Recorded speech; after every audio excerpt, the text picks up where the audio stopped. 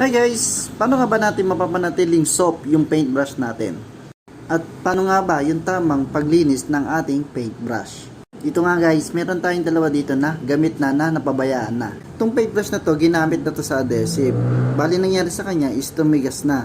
Ano nga ba ang pwedeng palinis dito? Para sa mga pinagamitan ng adhesive, yung paintbrush, ang gagamitin natin na palinis dyan o patanggal is yung paint adhesive remover.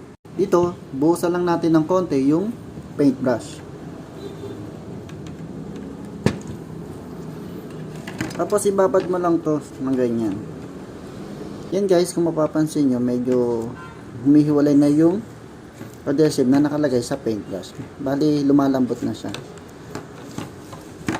Bali, gagawin nyo na lang is tatanggalin nyo na lang siya ng ganyan.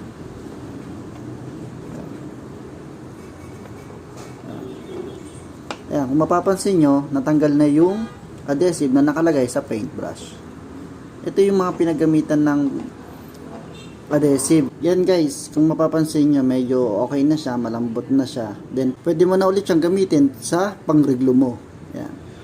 Dito naman sa paintbrush na to, ang ginamit naman dito is yung Isisol dye. Bali, yung nangyari is tumigas siya. Bali, ang gagamitin din natin dito is yung paint adhesive remover.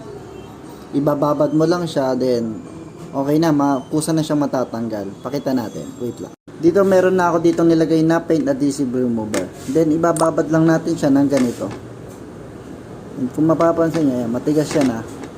Kung mapapansin nyo, natatanggal yung paint niya at unti-unti siyang humihiwala. Yan. Tapos lumalambot na rin siya. Hindi tulad kanina na sobrang tigas niya na. Pagkatapos niyan, pupunasan mo lang siya ng basahan. Ito nga, pinunasan ko na siya ng basa, no? Bali, ganito na siya, no? Malambot na ulit siya. Pwede mo na ulit siyang gamitin.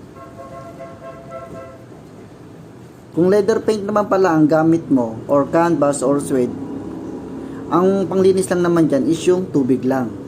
Basta, pag sa paggamit natin ng paintbrush, pagkatapos natin isawsaw sa paint, make sure natin na mababalnawan kaagad siya pag pinahid natin sa sapatos para mas maganda at maging malinis kaagad yung paintbrush at hindi matuyuan ng pintura.